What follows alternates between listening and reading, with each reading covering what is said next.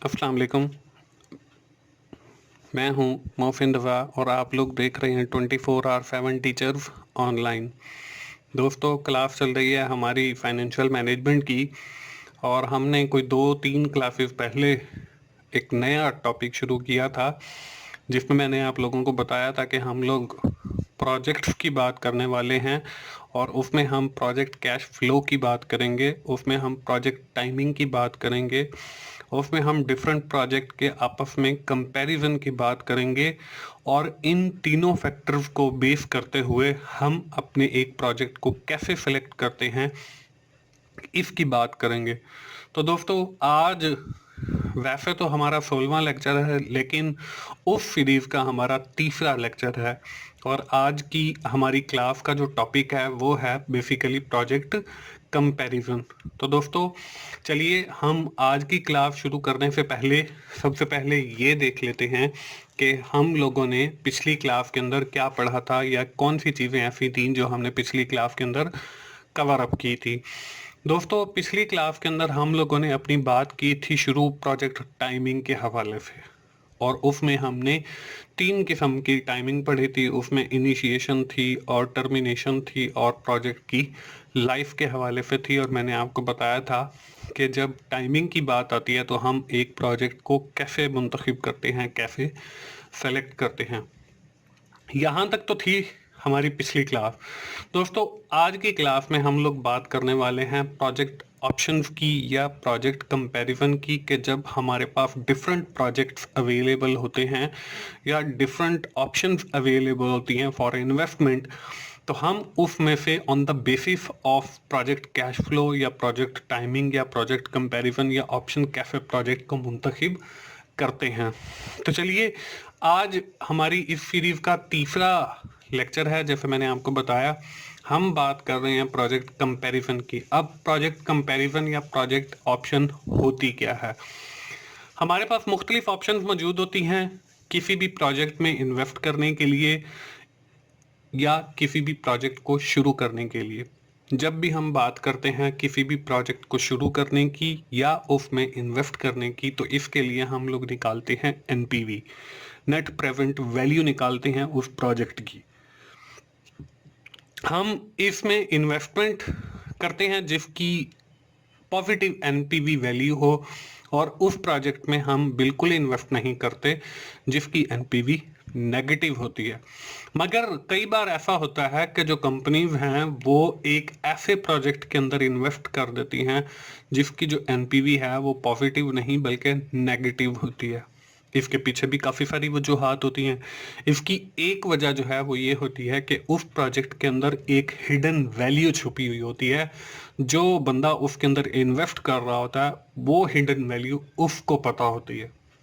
जिसकी वजह से जो है वो उस प्रोजेक्ट को सेलेक्ट कर लेता है अमंग द डिफरेंट प्रोजेक्ट्स के दरमियान, और वो फिर सारे प्रोजेक्ट्स को आपस में कंपेयर करके फिर उस पर्टिकुलर प्रोजेक्ट को सेलेक्ट करता है। इसकी मिसाल हम ऐसे ले सकते हैं कि आजकल जो लोग हैं वो चाइना की मार्केट के अंदर बहुत ज़्यादा इन्वेस्टमेंट कर रहे हैं। हालांकि उनके जो प्रोजेक्ट का एनपीवी है उसकी जो वैल्यू आती है वो नेगेटिव होती है, लेकिन वजह यह है उस इन्वेस्टमेंट की कि उस मार्केट की जो पोटेंशियल ग्रोथ है ग्लोबली वो बहुत ज़्यादा है और चांसेस हैं कि वो प्रोजेक्ट जो है या वो इन्वेस्टमेंट जो है वो सक्सेसफुल हो जाए। इस वजह से लोग जो हैं वो चाइना की मार्केट के अंदर इन्वेस्ट कर रहे हैं। तो दोस्तों, हमारे इस प्रोजेक्ट कंपैरिजन से हमें पता ये चला कि हमने डिफरेंट ऑप्शंस को कंपेयर करना है। अब सिर्फ उस प्रोजेक्ट के अंदर इन्वेस्ट नहीं करना जिसकी एनपीवी जो है नेट प्रेजेंट वैल्यू वो पॉजिटिव होती है, बल्कि हम किसी एक ऐसे प्रोजेक्ट के अंदर भी इन्वेस्ट कर सकते हैं जिसकी नेगेटिव नेट प्रेजेंट वैल्यू होती है, लेकिन उसकी वजह ये हो उसमें आपको एक हिडन वैल्यू या हिडन ग्रोथ नज़र आनी चाहिए कि जिसकी वजह से जो है आपका वो प्रोजेक्ट जो है वो सक्सेसफुल होता हुआ आपको नज़र आए और लगे कि आपको फ्यूचर में इसकी जो है ग्रोथ वो बहुत ज़्यादा होगी और आप इससे हाई रिटर्न हासिल कर सकते हैं। तो दोस्तों, जब भी हम किसी प्रोजेक्ट को सिलेक्ट कर रहे हैं तो हमने सिर्फ एनपीवी, आईआरआर, पेबैक पीरियड और डिफरेंट जो हमने कैपिटल बजटिंग की टेक्निक्स पढ़ी हैं, सिर्फ उसी पे बेस नहीं करना है, बल्कि ये जो 3 हमने और चीज़ें पढ़ी हैं, जिसमें हमने प्रोजेक्ट कैश फ्लो है, जिसमें हमने प्रोजेक्ट टाइमिंग है, और लास्ट आज जो हम पढ़ रहे हैं प्रोजेक्ट कंपैरिजन,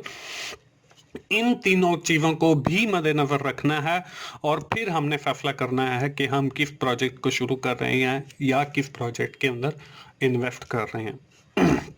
दोस्तों, इसके साथ ही हमारा जो है वो टॉपिक ख़त्म हो जाता है। आज जो है हम लोग एक नया टॉपिक शुरू करने जा रहे हैं, जो उसको हम कहते हैं special areas of capital budgeting. Capital budgeting हमने पढ़ी, जो हमें हेल्प आउट करती है किसी भी प्रोजेक्ट को सिलेक्ट करने के लिए, और उसकी डिफरेंट टेक्निक्स हैं 5, जो पिछली क्लासेस के अंदर मैंने आपको डिटेल्स से, जिसमें एनपीवी है, पेबैक पीरियड है, प्रॉफिटेबिलिटी इंडेक्स है, रिटर्न ऑन इन्वेस्टमेंट है, इंटरनल रेट ऑफ रिटर्न है, वो विद इन डिटेल आपको ना सिर्फ समझाया बल्कि ये भी बताया कि हम उन टेक्निक्स का कैसे इस्तेमाल करते हैं,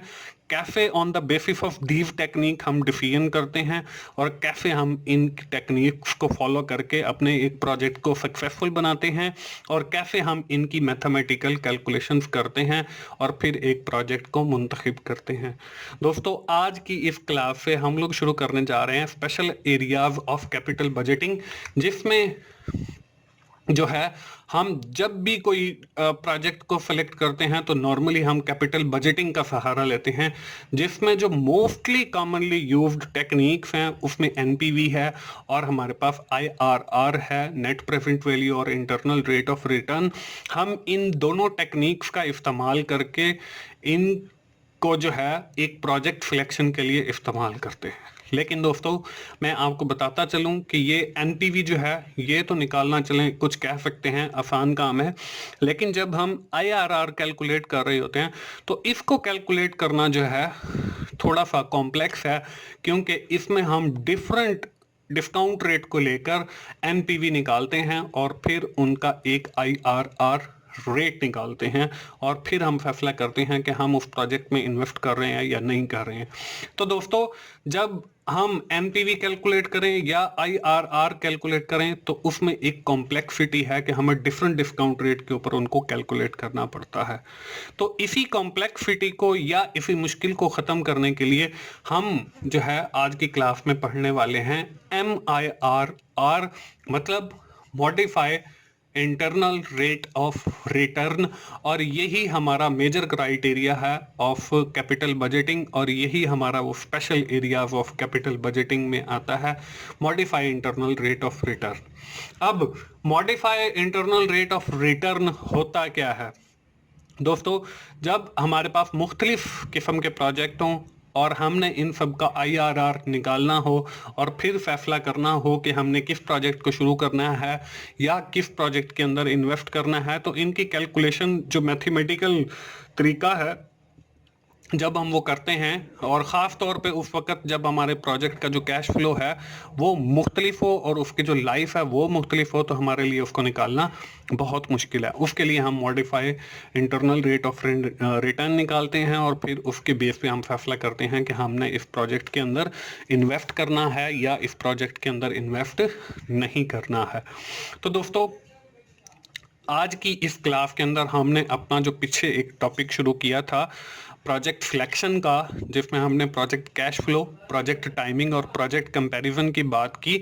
उसको ख़त्म किया, और हमने साथ ही जो है एक नया टॉपिक शुरू किया जिसको हम modify internal rate of return कहते हैं। दोस्तों, आइंदा आने वाली क्लास के अंदर हमारी जो डिस्कशन है वो modify internal rate of return के ऊपर जारी रहेगी, और मैं आपको बताऊंगा कि हम modify internal rate of return जो है वो कैसे कैलकुलेट करते हैं, और फिर उससे जो हमारे पास जवाब आता है उस जवाब की बेस पे हम कैसे एक प्रोजेक्ट को सिलेक्ट करते हैं। तो दोस्तों, ये थी हमारी आज की क्लास 16 फाइनेंशियल मैनेजमेंट की। मुझे उम्मीद है आपको समझ आ गया होगा कि आप कैसे एक प्रोजेक्ट को सिलेक्ट करते हो on the basis of cash flow, on the basis of timing, on the basis of comparison. दोस्तों, अगर आपको मेरी वीडियोस अच्छी लग रही हैं तो उन्हें लाइक कीजिए, अपने दोस्तों से शेयर कीजिए और कमेंट कीजिए, और मेरा चैनल 24/7 टीचर्स ऑनलाइन सब्सक्राइब कीजिए और साथ ही बेल के आइकन पर क्लिक कीजिए ताकि मेरी जब भी कोई नई वीडियो आए तो आपको उसका नोटिफिकेशन सबसे पहले मिले और आप मेरी वीडियो से सीख सकें। दोस्तों, मोहसिन भाई को अगली क्लास तक के लिए इजाज़त दीजिए। थैंक यू वेरी मच दोस्तों। अल्लाह हाफिज़।